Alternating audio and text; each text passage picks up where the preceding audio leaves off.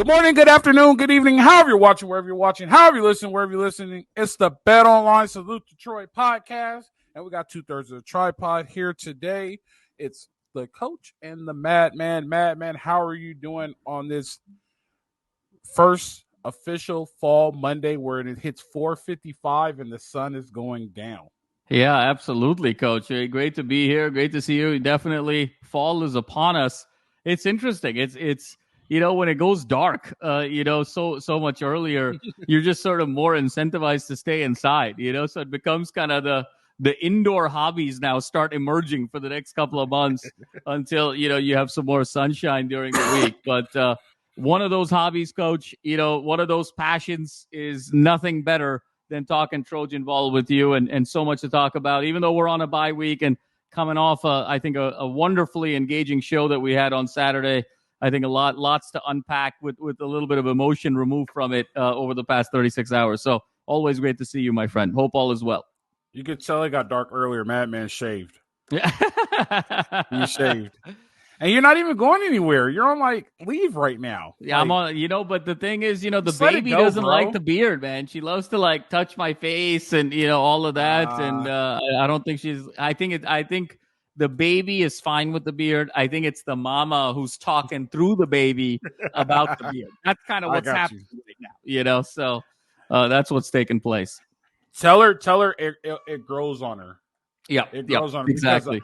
Because my wife hated it. My wife hated it at first, and then one day I shaved. She was like, "You cut your beard? Why'd you cut your beard? What made you do that?" I was like, "I don't know. I just wanted something." And she was like, "You cut your beard?" I'm like, "All right, well I'll grow it back." Grow it back. There you go. I'll grow it back. So yeah, it grows on them. It grows on them. Anyway, story about time change. So I was in the store yesterday. Yep. And I happened to walk past the front door and I saw that it was dark. I was like, dang, it's already 8:00. And I looked, it was only 6:30. I was like, oh yeah, time change got me. But I don't get to enjoy the extra hour because on our job site, they're starting earlier. So I have to wake up at 3:15 now to get to the job site for 4:30. Oh my God. So what time do you sleep to wake up at 3:15? I'm going to bed after our show. Okay. Yeah. So we'll be done at 8. I'll probably be asleep 8:45, 9:00. Love it. Yeah. And I'll be up at 3:15 and wow, getting ready to go to Hollywood. It's not a lot of sleep, but it's 6.5 hours, which is kind of right on the line of okay. But the fact that you get so much night sleep, I feel is very, very healthy, actually, to go kind of 8:30 to 3 in the morning.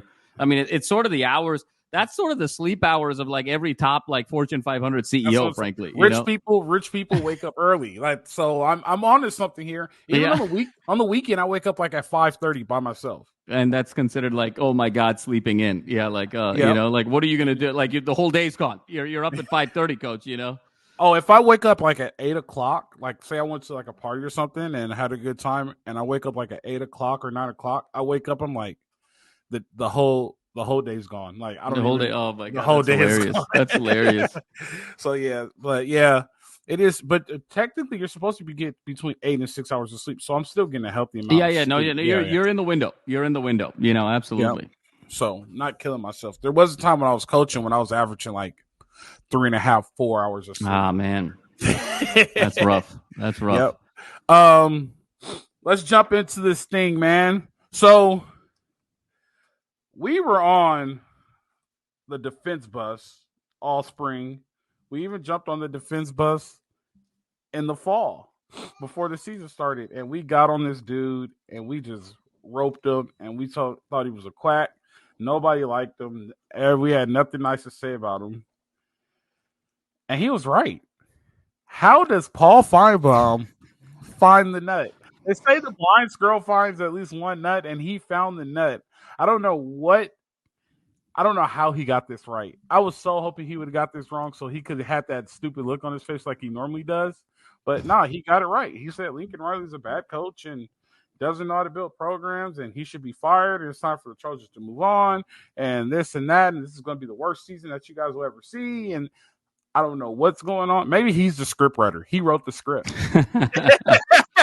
But Paul got it right. And, I mean, I didn't really think about it until you mentioned it. I was like, wow, Paul Feinbaum is right. Like, where do we go from here? And how do we do it? And how do we shut Paul Feinbaum up? But he got it right. He hit it. He hit the nail right on the head, and he got it. Drove it in the wood with one shot. So, you got any thoughts on our man Paul Yeah, Feinbaum? coach. I mean, it's crazy, right? I mean, where he came from in the offseason. And the one thing I'll say is there's very much of an SEC bias with Paul Feinbaum. I don't think there's any question about that. I think he's held a grudge against Lincoln Riley for not coming to the SEC with OU.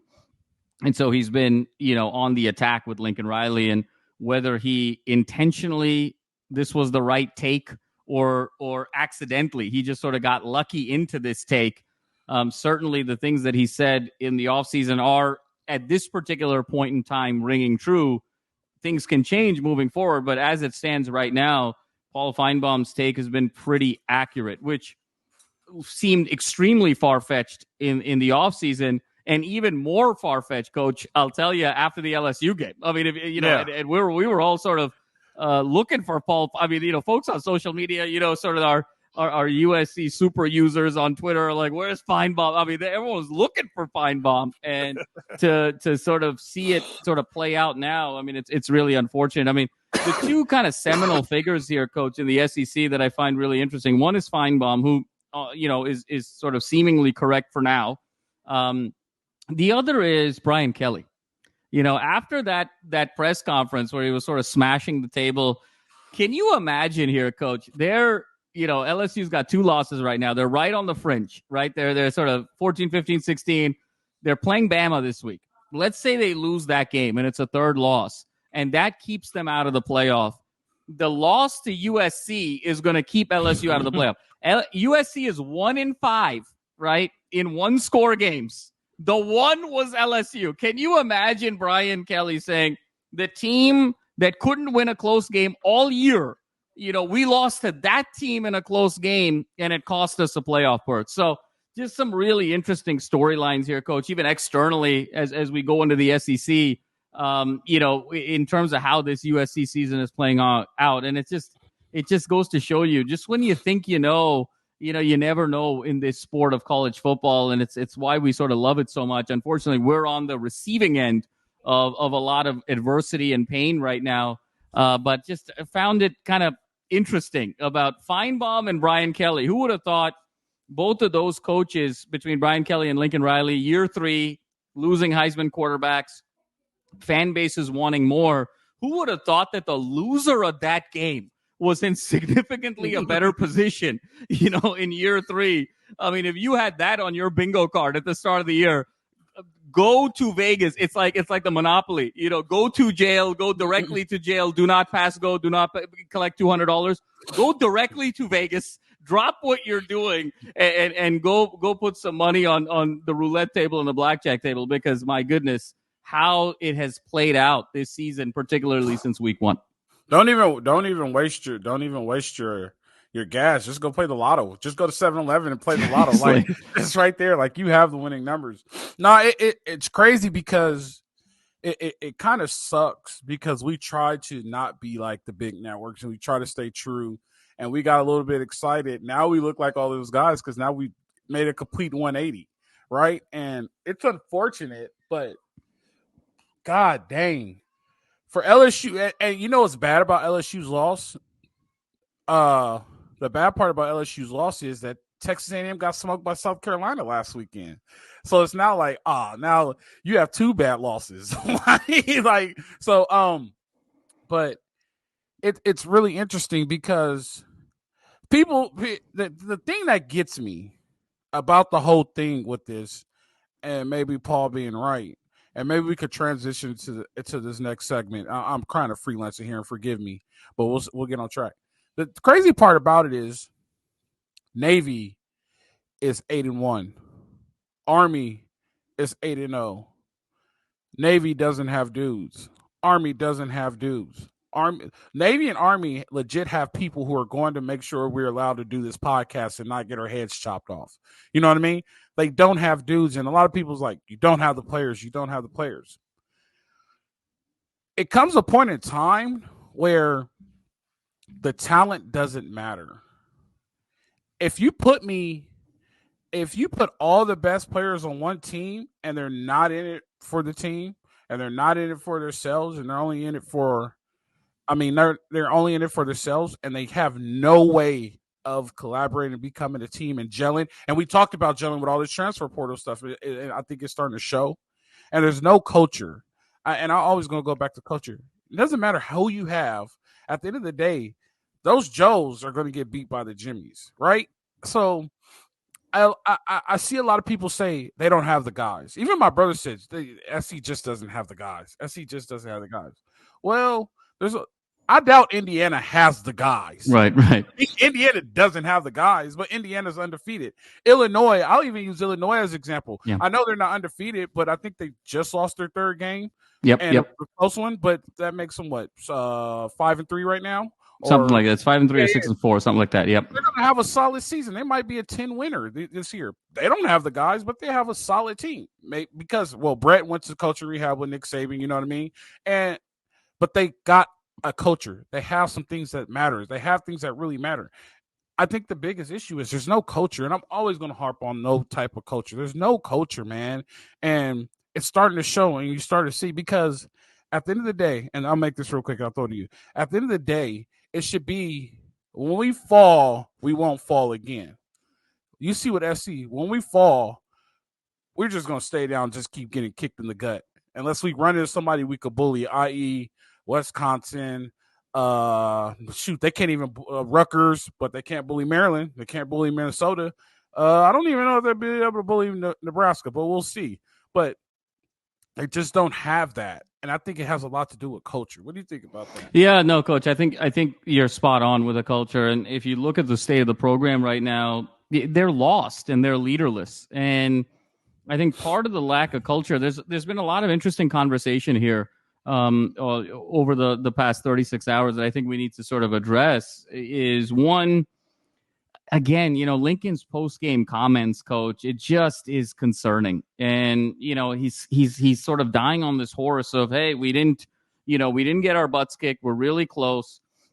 And then he talked, it was a very bizarre statement he made where it's, hey, like, I get the winning, is sort of what people care about, but there's like the rest of the job, the 99.9% of the job is also other things. And we're really close. And it just was so bizarre in terms of that statement. Like, the connotation there was this is a holistic job and winning is only sort of a piece of it. There's all of these other pieces. I mean, it's speaking like an individual who's lost. I think he's genuinely lost right now because here's the thing, Coach, and there's a lot to unpack here. When you keep coming to every press conference after a loss and say, we were one play away or we were really close, the natural question becomes, okay, so what have you done to rectify that one play? Yep. What is the cause of that one play? Where did you fix that one play? And the fact that he's coming back week after week and just saying we're one play away, it means he doesn't know the one play. He doesn't know the cause of the one play. He doesn't know where to fix the one play. And so he is completely lost right now from sort of a strategic perspective in that particular regard. And then when you continue to sort of make excuses that we're really close, it creates a weird culture of entitlement, of complacency within your locker room because, we've said it a lot, Coach, over the years, right, where it's the great teams, the players lead, the good teams, the coaches lead. And especially when you're a younger team, you want to sort of take the cue from your head coach. And if your head coach is kind of consistently making excuses, it's very hard to sort of build a culture of accountability. So I just find it so bizarre, this sort of one play away business. Like, what other athlete or what other sport is that okay? Like, when was the last time we talked about LeBron James being one play away, right? Like in the NBA, remember those early years with LeBron with the Cavs and 2011 with Miami? Like, did anyone say he was one play away from winning a championship? No, they said he wasn't clutch. When you're one play away, the other way to define that is you're not clutch. You don't have the clutch gene, right? I mean, do we tell Patrick Mahomes, like, the year he loses, he was one play away? Or Aaron Judge, Coach, was just one at bat away from having the Yankees win the World Series. Like, it doesn't work like that in any other sport with any other superstar. And so why is this one play away philosophy okay here? That's the thing that's absolutely so bizarre about this whole situation. And I think it goes back, Coach, to just a lack of identity. What are the core programmatic pillars that he's leaning into? Mark Sanchez was on a podcast, over the last day or so, and he was kind of talking about how when Kiff and when Sark and when Orgeron were the respective coaches of USC, and obviously because they were Pete disciples and this was a Pete philosophy, it was all about owning LA. It was USC owns LA, and it was sort of in context to obviously the crosstown rival UCLA, but he was saying it in that it was such a holistic mantra where it wasn't even about like owning LA on the field. It wasn't even about just winning the victory belt. It was about it in Mark Sanchez's words, it was like getting the best girls in LA, getting the best table at the clubs in LA. Like, even if you're going to the gas station and pumping gas, it's like you get the best pump and you're at the front of the line in LA. It was this whole mentality of owning LA. And related to that, Coach, is I think the things that I've been saying in the offseason is you want to know when USC's back, build a Trojan wall. I mean, build a Trojan wall of Southern California. That's when USC's back, because to truly understand the culture and ethos of USC, you have to understand the culture and ethos of LA and what it means to really own this city as a major brand. We just saw it here earlier a couple days ago with the Dodgers, and you saw the parade and you saw what it sort of meant to the city. So I think they're just lost right now and leaderless with this lack of identity. And the last thing I'll say, Coach, before passing it over to you, I thought Cam Fountain's mom, has been on Twitter the last couple of days. Mama Fountain, so much wisdom. My God, so much wisdom in what she's had to say on Twitter over the past couple of days. And, she said, look, I'm going to refrain from any criticism of Lincoln Riley because that's the coach. And, I want to focus on positivity, which I completely respect. She said some other things that was so interesting and so fascinating, where she talked about how some of the 2025 recruits, she's had to kind of talk some of these parents off of the ledge, and they're really looking for the things that they're trying to identify is how much longer, what's the level of stability with this coaching staff, and how are they going to be able to develop their sons at the position groups that they're interested in. And I thought what was fascinating, Coach, and what she said is what they look for is what are the accolades and the individual awards of the players in front of them, and how many of those accolades have they achieved in the last 4 years? And again, it comes down to sort of that magical 4-year number, Coach, which is why I've always said, Lincoln gets until next year to really have kind of the whole body of work before you sort of, ultimately put the litmus test on him. But, just really interesting conversation over the course of the last 24 to 36 hours here, Coach, between culture, between recruiting, between just Lincoln Riley's comments himself. It really does seem like it's a program that's absolutely lost in a way that it feels different than 21, if you recall. That 4-8 21 season, everybody was so down, and then we got Lincoln, right, in 21. And so December 1st, it just was boom. Everything kind of turned around. I would argue that if this team finishes 5-7 or 6-6, I think a 5-7, 6-6 in 2024, when you're sort of hamstrung financially with Lincoln Riley and potentially recruits exiting, I think is in a worse place to be than in a 4-8 in 2021 when you cleaned house with Orgeron and you cleaned house with Dante and you thought that Lincoln Riley was going to show up. So I think a lot to unpack here, Coach, off the field, but a lot of interesting conversation amongst the Trojan family the last 24 hours. 21 was Helton, though, right? 21 was Helton. Yeah, what did I say? Orgeron. I'm sorry. I meant to say Helton after he got fired after the Stanford game, and then Dante was the interim. Yep, exactly. Yeah. Okay. I just wanted to make sure, all right, good deal. You threw me off for a little bit, like no, my bad. Hey, I'm just sometimes, Coach, these we fired so many coaches here over the years that you gotta keep it in track. Do you think so? Here's the problem with hiring coaches, and I don't think very many people understands the process to hiring coaches. So the way it goes with hiring coaches is that these universities hire a search firm, right? They hire a search firm. Right. The search firm says, "What are you looking for?" And they go, "We're looking for this, this, this, and this." They put their information in. The database pops up. Boom, boom, boom, boom. These coaches match what you're looking for. This coach matches this. This coach matches all this. Here's where you're going. I really think that when you do that, it's a risk because I don't think Lincoln Riley fits this culture. You know what I mean? And I can't really speak on Oklahoma's culture because I don't know very much about Oklahoma's culture. Like, I know there's Barry Switzer, and I know that's all they have there. Like, it's Sooners or the Cowboys. Like, you know what I mean? It's either Norman or Stillwater. There's no pro teams there. They have the basketball team, but there's no pro football team there. There's no pro baseball team there. They just have the basketball team. And that's in Oklahoma City. And I don't know exactly how far that is from Norman or Stillwater, but all they have is Oklahoma. Right. And so I think the culture is just automatic. They're like, everybody's going to love us. Right. Now he's in a market to where, what have you done for me lately? And if you don't produce, we're not going to support you.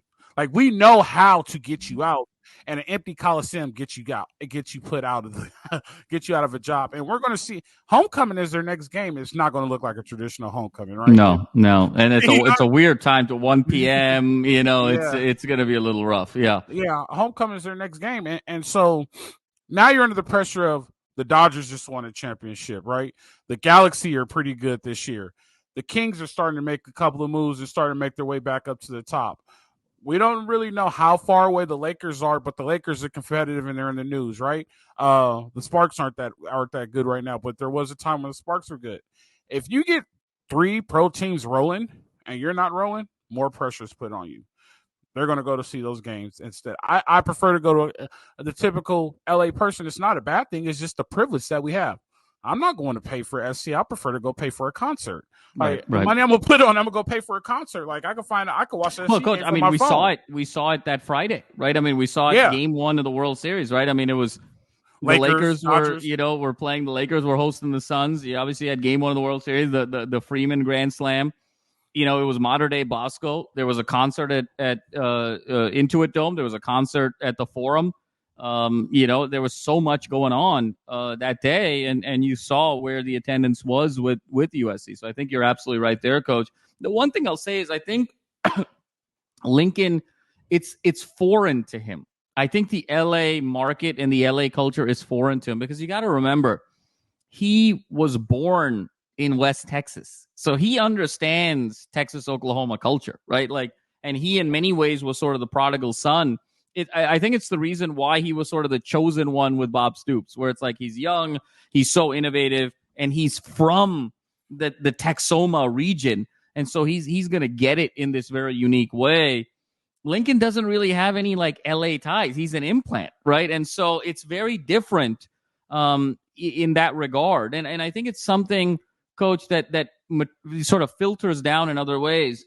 Remember the 22 Victory Bell game, if you recall, Coach. You remember the press that week, and you remember Caleb was being interviewed that week, and he was like, "Yeah, I've been told this is a really big game." And you remember that statement, and then they interviewed DTR on the other side of town. He's like, I want to rip those guys' heads off, because he was there for 4 years. And you saw the juxtaposition there where DTR knew the importance of that game. Caleb, again, as an implant, was like, oh, I've heard this is sort of an important game. And so, but we'll just kind of treat it like any other game. We'll be professional. We'll be ready to go. We know it'll be very intense. It's sort of a battle of the city and so on and so forth. But it wasn't sort of ingrained. And I think that's kind of what Sanchez was talking about earlier. Right. And I think that's what we're talking about here as well. And part of that, Coach, I'll be honest with you, in all fairness, I don't know if that's all Lincoln's fault either. Because think about this, right? The last great period of USC football of the mid-2000s, we don't have any more SC guys. There's not that many more SC guys that are that connected and passionate about the university.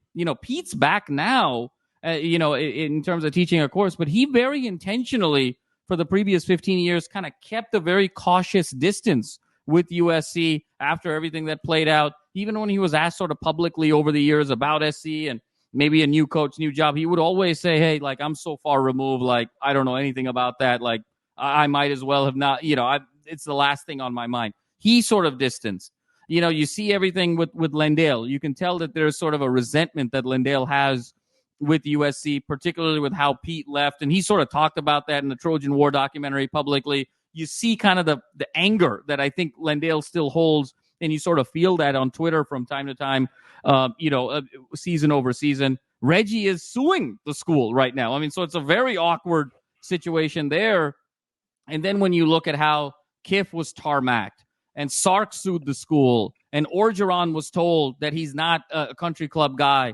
Think about this, Coach. Over the last 20 years, since the start of the 2000s, which seminal figure of USC football since 2000 has actually have a positive relationship with the school? I mean, it's basically just Leinart.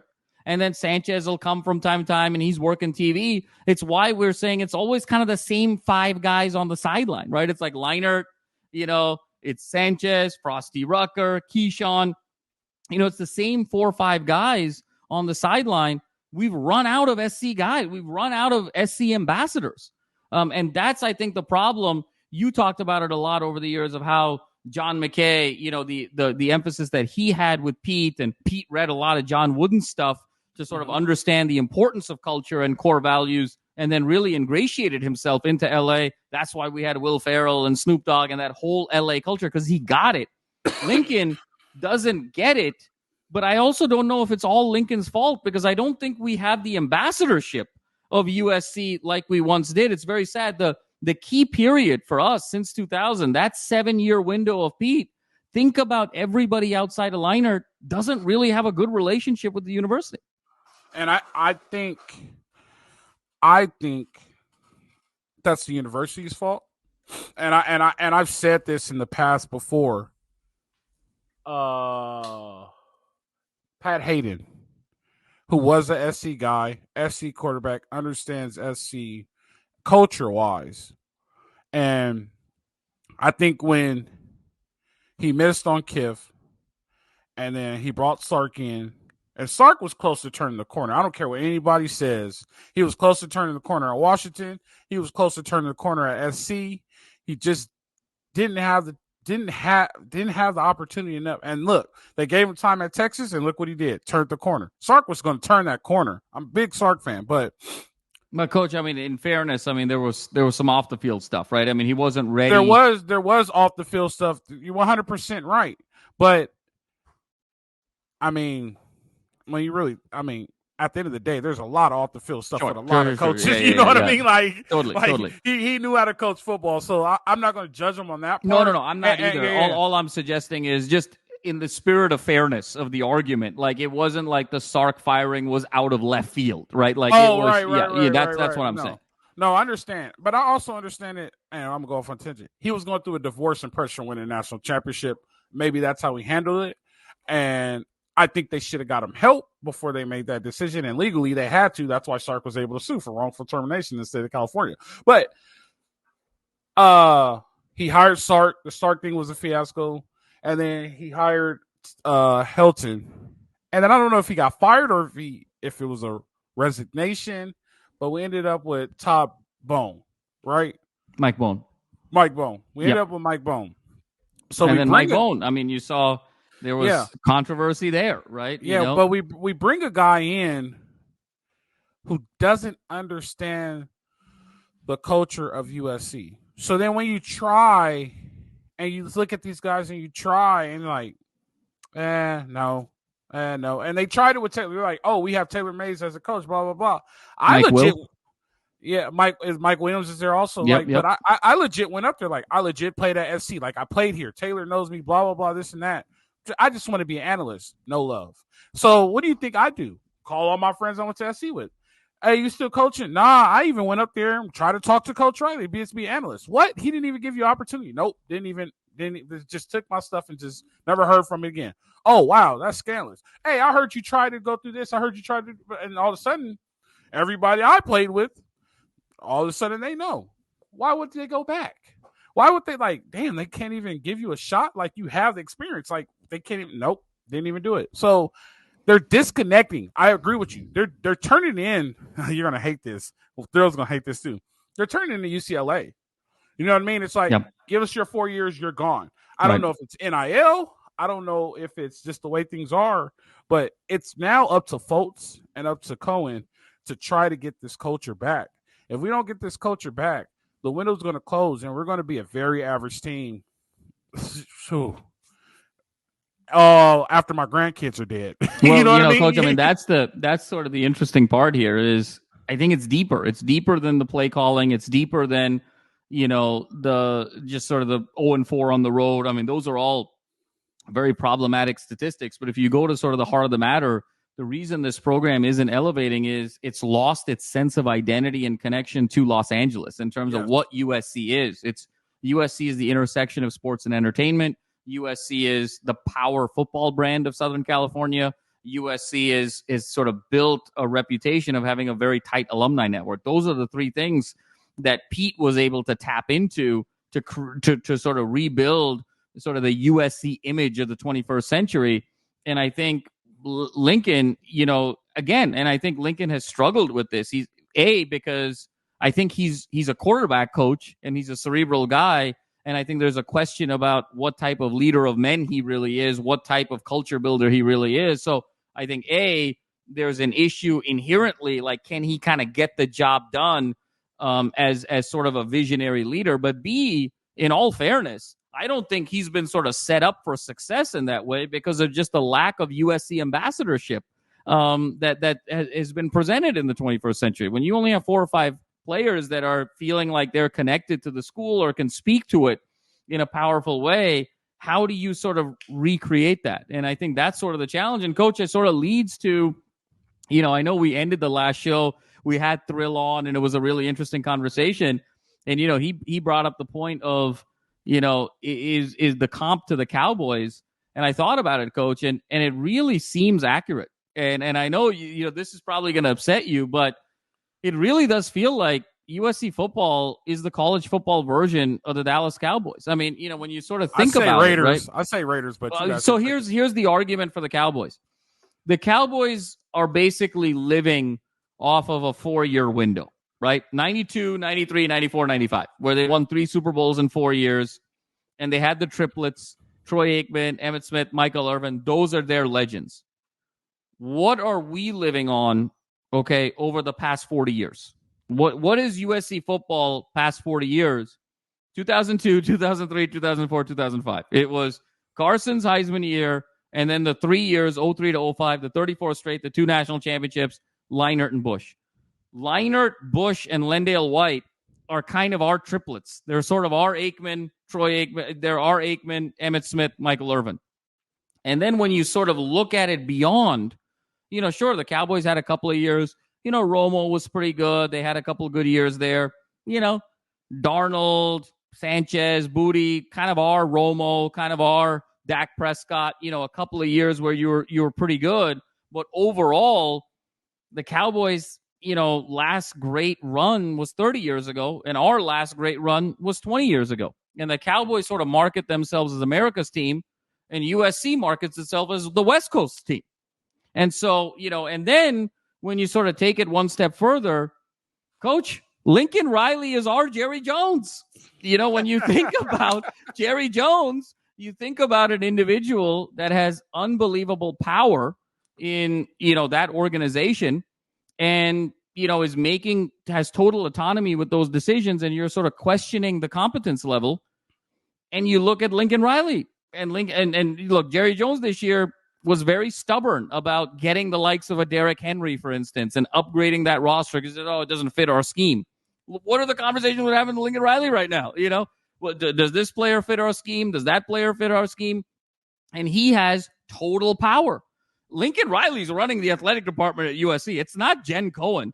A, because he's the football coach. B, because he has a contract that we can't afford to buy out. He sort of runs the athletic department. I mean, when Bronny James was being recruited at USC basketball, he was sitting next to Lincoln Riley at Crypto.com Arena. Andy Enfield wasn't even there. I mean, that's how powerful Lincoln Riley is. in terms of USC athletics, and his stubbornness, his unwillingness to change is sort of being a detriment to this program right now. So when you think about it, Coach, whether it's the Lincoln Riley, Jerry Jones comparison, whether it's our triplets, whether it's the 4 years that we're living off of, whether it's sort of the brand of being America's team and West Coast team, Coach, we're the Cowboys. I mean, every year there's a ton of hype, there's a ton of excitement, there's a ton of juice, because that's, the Trojan family. We want to see our team succeed so badly. There's a ton of juice, but how many times, particularly since 2008, have we been let down? Much the way the Cowboys have been let down. So I think the analogy is pretty spot on, Coach.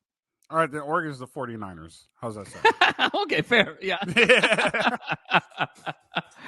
I think that's pretty spot on, too. Yeah. I think Oregon is the 49ers. I think that's really good. No, but, I mean, so humility is a great thing to have, right? What made Pete so good? And a lot of people, I shouldn't say a lot of people, but if you really understand Pete was good because he got fired. And then Pete studied John Wooden, right? And Pete happened to be at the right volleyball game at the right time. And he knew, like, this is his opportunity. He's not going to lose that opportunity. And he did everything he could in his power to learn from his mistakes and become a better person. And we'll use all the SC coaches for the former SC coaches, right? Lane Kiffin, fired from the Raiders, fired from SC. Left Tennessee, right? He left Tennessee to go to. I was about to say fired from Tennessee, but so I'm not going to count Tennessee. After he got fired from SC, he wasn't in UW, and he went to coaches rehab. That's when he went to with Saban, and then he got Florida Atlantic, and then back to Ole Miss. Job. That's right. And then he went back to Ole Miss, but he got fired. Same with Sark. Fired from SC, had to go to coaches rehab. Practically got fired from the Falcons. It was one of those lateral fires, like, hey, like, we're gonna let this guy go. You know what I mean? But he had to go through that. Lincoln at Oklahoma. I was successful at Oklahoma. I have Heisman Trophy winners. I've been to the college football playoff. Now I'm at SC, one of the highest resources school on the West Coast. Whatever they need, they could get, blah, blah, blah. It's a great opportunity. But the problem is he's never hurt before. You know what I mean? Like, he's never hurt. He's never had a chance to sit down and reflect and say, man, where did I go wrong? What did I do wrong?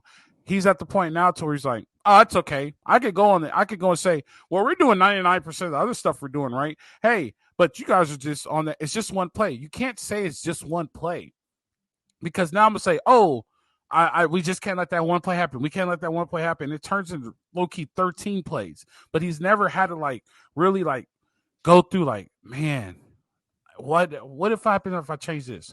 What happened if I change this? What happened? Matt, man, I'm going to just tell you this. I sit and think sometimes, like, I'll give you a good example. So I take the train now also to work because I don't want to drive 2 hours to get home. Great commute. It's easy.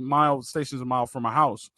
But when I'm on the train, like, I'm digging deep into Pete. I'm digging deep into Nick Saban. I'm digging deep into Kirby Smart. Like, I'm looking at YouTube films, and I'm, like, looking up stuff, and I'm texting all my friends who are still in the league, throwing information. I got a little pad where I'm drawing up plays and trying to figure this out, figure that out.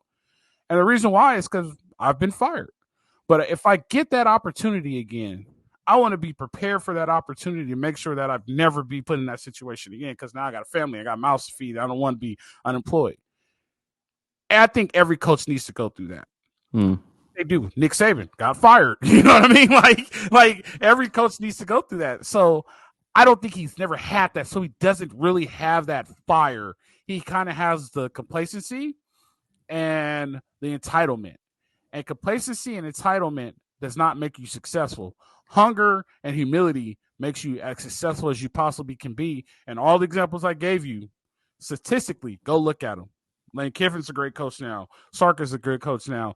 Nick Saban, we know what Nick Saban did.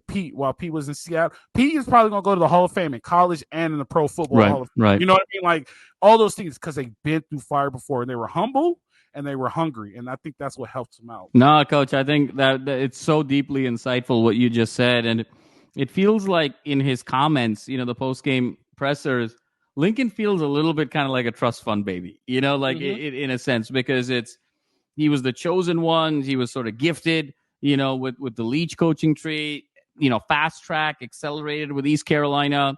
He was identified. It's kind of like when you're working at a big company, coach, and it's sort of the succession planning, and you've kind of been identified to be, the next executive or the next vice president, and you're sort of on the fast track. That's sort of what Lincoln was at OU, right? As the OC, and then got the keys to the kingdom at a very young age, had a lot of success very early, and then he's the one who chose to leave OU for USC, right? So he thought it was sort of a step up even from there. So he's constantly sort of been told how great he is, how brilliant he is, and he's always gotten the next job off of that. And so you even felt it in some of the things he was saying in the press conference. He's like, I'm not used to this. I'm not used to losing and all of that. He's lost right now. I mean, you can sort of totally sense it. And I think he thinks that, because he's so intelligent, that he can just, fix this with the one play away. To me, almost feels like a sort of a psychological exercise that he's having with himself, of saying, this is a quick fix. I can think my way out of this because I've been told how brilliant and intelligent I am. So I'm going to just sort of cerebrally fix this. And it's deeper than that. When you have lost 5 games the way they have, these one-score games, when you finish the year, it's more than 5. It's more than 5. Go back to last year. It's more than 5. Absolutely. He's 12-12, coach, in his last 24 games. He's 6-10 in his last 16 games. I mean, I talked about this last week. Coach, he's got to go 5-2 to get tarmacked. I mean, Kiffin was 28-15. He's 23-13. Kiffin was 28-15 at SC with sanctions, with scholarship reductions, with basically sort of a death penalty situation for 2 years, bowl ban. Then he went 28-15, and that was deemed not good enough. And now here's this golden boy, who's supposed to be the guru, the quarterback guru, $10 million a year. We're going to be the mecca of college football. I'm going to sort of be the face. We got to get our nil, situation all put together. He's 23-13. He's got to go 5-2 over his next 7 just to match Kiffin's record. Everyone talks about the Helton, Lincoln comparison. Fair, rightfully so. To me, the more apt comparison is, he's got to go 5-2 to get to the level of the guy who got tarmacked. I mean, and so I think that's where I want to see a more humble Lincoln Riley moving forward. I thought that's what we were going to get after last year's 8-5. I thought that was going to humble him. And, for a while there, coach, in the offseason, it looked like he was sort of changing some things, but it just feels like, a leopard doesn't change his spots. He sort of reverted back. You sort of become who you always were. And I think until Lincoln Riley demonstrates a humility and, a willingness to seek out help and counsel, to sort of be, have some of the blind spots, I think that it's going to be a challenge moving forward. Coach, to that effect, before I hand it back over to you, think about his staff also. I mean, it's not like Lynn has been fired either. Lynn has sort of been promoted up. Entz hasn't been fired either. Entz has been promoted up. So, for as brilliant as those guys are, Eric Henderson hasn't been fired. He's been sort of promoted up. All very brilliant young minds in their respective positions, certainly, and on their respective sides of the ball. But it extends even beyond Lincoln. None of those guys have actually really faced true adversity. And so, how they're going to respond moving forward, and the manner and the ethics and the camaraderie and, the persona that they show and how they respond moving forward, I think is going to determine what USC football looks like over the next 2 or 3 years, more so than any individual recruit or any individual get during that period of time.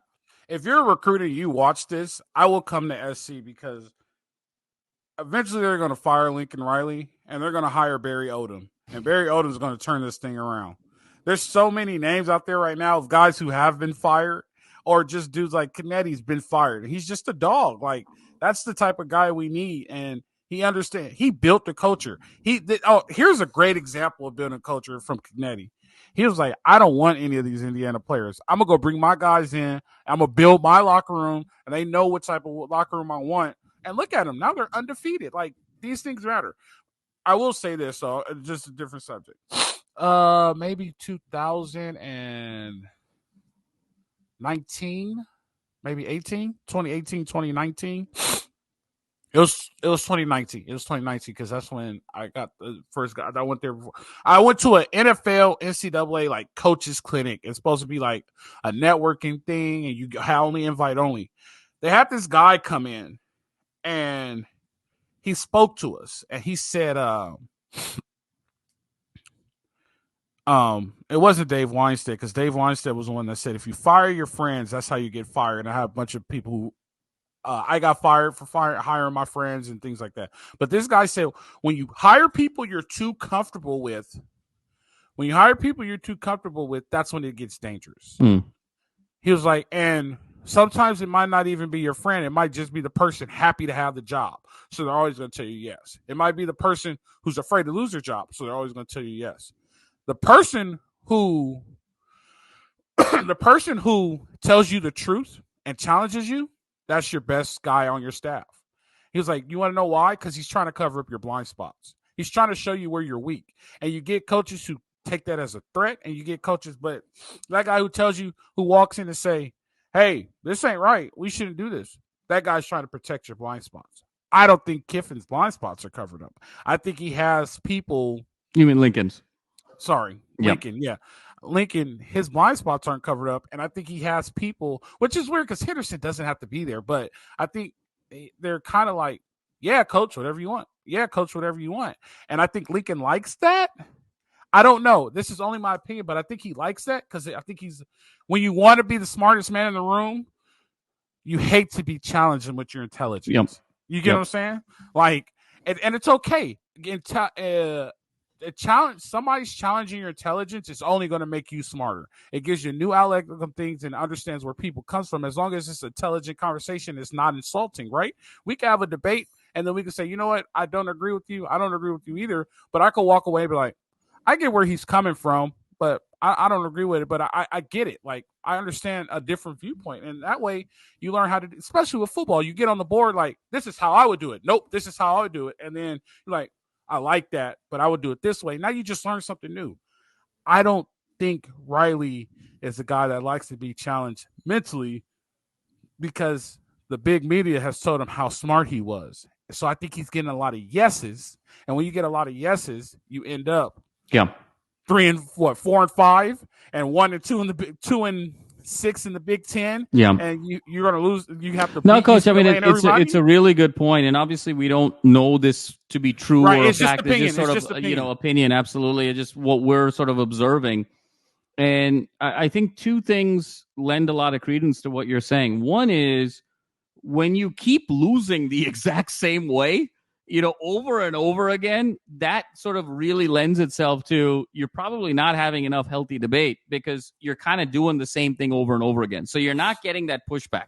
Either you're not getting that pushback because the folks around you don't feel psychologically safe enough or empowered enough to push back, or they are pushing back and you're just squashing it and you're just sort of it's business as usual. So that is a telltale sign when you keep losing the same way moving forward. That's sort of a signal that you could be having a problem there, Coach. And I think, again, it sort of goes back to, we thought we were going to turn the corner here. Everything that he said was, 8-5, he took it so personally. He was going to kind of come back a changed individual, and we haven't seen it. And to sort of bring it back full circle, Coach, maybe Feinbaum saw something, that no one else did, of saying, hey, he's saying this, but he hasn't actually changed his behavior, perhaps. And I think that's why he felt so confident that things wouldn't be what they were. Yeah, I agree with you. I mean, he has to figure it out, or we're just in a bad relationship. You know what this is like? This is the best way I can do it. I'll let you wrap it up with your final thoughts. This is like two people being married and they don't want a divorce until the kids are 18. Right. Exactly. No, it's true. I mean, it's true. It's true. I mean, I think, to be fair, and again, I'll be very steadfast there. I'm giving him until next year. I'm giving him the fourth year because it's fair. But 4 years is a credible amount of body of work to say, do you have this under control or do you not? And right now, where this is headed, it doesn't seem likely, but he has until the 4 years to that point. And I think the other piece, Coach, I'll say is, to sort of the pushback argument, like, think about, this is sort of what made Saban the GOAT, right? Like, remember when Kiff became Saban's offensive coordinator, and it was like, Kiffin is going to become Saban's offensive coordinator? Like, think about how Saban won the next 3 titles at Alabama. Like, his first 3 rings, at Alabama were completely different than the last 3, right? Like, the first 3 was all ground and pound, great defense, all of that. And then the last 3 was when he had, the Tua offense and Devonta Smith and all of these explosive teams and, Najee Harris and all of these sort of huge playmakers and Waddle and, the list goes on and Judy and so on and so forth, and he brought in guys. I mean, and, the famous sort of ass chewings that remember Kiffin would get from Saban and the friction that was there. But Saban knew that he needed to sort of evolve with college football, and he brought in somebody very different from him. And, that shows a tremendous amount of wisdom. So we'll see how it shakes out with Lincoln. I think there's some soul searching that he's going to have to do because this is at best going to be a second consecutive 8-5 season. And if they lose one more game, it's going to be worse than 8-5 than last year. So, hopefully there's some soul searching here through some individual inspection, but also hopefully Jen Cohen and Caruso and others can sort of help in terms of creating some SC ambassadorship to be able to build, to rebuild that culture again. Hey, Ricky C, we need 200. We need 200 million. We're going to put 100 in a high interest account, and then we're going to use the other 100 to hire a new coach, and then we'll take the earnings from the high interest account from the 100 million to pay off Lincoln Riley. But we're going to keep money in there. That's how, I should be an athletic director. That's how you should, no, seriously though, but that's definitely how you should keep money for coaches so you don't have to worry about fundraising. Have it in a high interest account, the coach's account. That's what you call it. And just use the interest like, oh, we need a buyout. Well, we got enough in there. Bam, there we go. Here's your the buyout. Problem. Though, I think it's great, Coach. The problem is, interest, to withdraw $80 million. In interest, you're talking about an account that needs to be over $1 billion, so Ricky got it. Ricky got it. Ricky got it. I don't know if Ricky's going to be giving it all though. Ricky's got it, but I don't know if he loves SC that much. The only thing about Ricky having it is you don't know if he's going to Karen Bass and getting it out of the city fund. That's the thing with Ricky. Nah, man, we put a good one together today, man. We'll make it, I think. When we'll make it, onward. When we'll make it, I don't know, but we'll definitely make it. I mean, Coach, the one thing we'll say is, obviously we're in a bye, so there'll be kind of more holistic conversations this week before we get ready for the prep with Nebraska moving forward. But, the clock is ticking, and obviously this year is what it is, but I've always maintained 2025 is the year that you have to kind of get it turned around. It's the 20-year anniversary of Leinart and Bush. It's the 17-year anniversary of the Sanchez, Cushing, Mauluga, Rivers team, which is the age of these recruits. You got to be able to get it. If you can't get it turned around by next year, it's going to be tough. If you let go of the rope next year, especially with more going into from a resources perspective with NIL and all of these other things, it's an uphill battle. It's 17 years. Oh, wait. Next year's 25. That makes me feel old, man. Oh, wait, bro. Oh, wait, man. Yeah. Oh, wait. God dang. These recruits are 17 years old. They weren't even born, Coach. I mean, that's the thing, right? Is, we talk so much about the 11 national titles and the 8 Heismans, and it's all true. And we're a blue blood, and we talk about all the first-round picks. But, Coach, a little bit of math here. The last title of the McKay era that John Robinson won, right, because he was the successor to McKay, was 78. Okay, so 78, we talk about next year. That's 47 years. So, you're probably walking into let's just roughly say a recruit is 17 years old. His mom or dad is 47 years old, right? They were 30 when they had just rough numbers. That's a reasonable number. What we're saying is, to a recruit, 9 of our 11 national championships happened before your parents were born, not even before you were born. Okay. And then the last 2 were before you were born. So, we can have all the 11 national championships we want, Coach. I mean, even me. I mean, 9 of the 11 was before I was born. I don't really have like a connection to 9 of the 11. As an SC guy, you pay the respect. You're very proud that it's there, but it's sort of a museum piece. I don't have any memories of any of those national championships. What I have is of 02 to 05, I mean, those seasons when I was a student and beyond.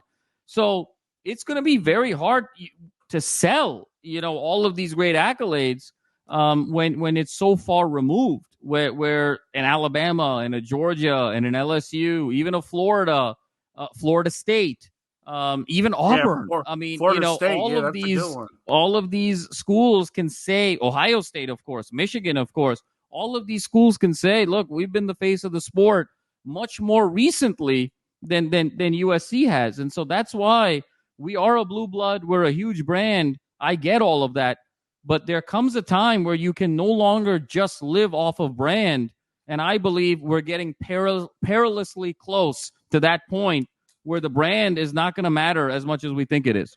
I'm going to tell you this before we wrap it up. There's still hope. As long as it took Miami. Miami has been down longer than us. Totally. Yes. So there's still hope. I'm not giving up. No. There's nothing to give up on. No, nothing to give up on in any way, shape, or form. All I'm suggesting and what I've been suggesting for the better part of a year is we have to operate with urgency. You have to operate with urgency because you're getting to a point where, you're getting one generation removed from the last national title and 2 generations removed from all the other national titles. So we're not giving up by any stretch of the imagination. We're upward and onward. We hope that we're going to get this thing turned around, but the time is now. The urgency is now. Yeah, definitely. I appreciate you, man. We threw it together another good one. We get to do it on Thursday where our boy Ryan will have the tripod here. Bye week, so we don't have to talk about Pat Mahomes III. Pat Mahomes III got worked by UCLA. Okay, and we'll talk about that, next week in the game preview. Yeah, good deal. I appreciate you, man. I appreciate all your fans. It's the Bet Online Detroit podcast. Don't forget to go to betonline.ag. Get all your local odds and up-to-date stats. Bet Online, where the game starts. Also, don't forget to go to Underdog Fantasy, underdogfantasy.com. Put in promo code USC LAFB, and we'll give you a $100 match. If you like a bunch of good stories, like my man Madman has written a bunch of good stories. Ryan's also written a bunch of good stories. Go to LAFBnetwork.com. We got Trojans, Rams, Chargers, and the other team across town who's actually doing it pretty well right now. I'll give him that. We also have to guess. We got our man Will the Thrill on. We're getting into Dodgers. We're getting into some UCLA basketball. And a little bit of Laker basketball. All that's on LAFBnetwork.com. And don't forget fantasy. Almer Desai and Tad Desai get you up all your latest fantasy news. Man, I appreciate you. You guys know how it goes. Live free, fight on.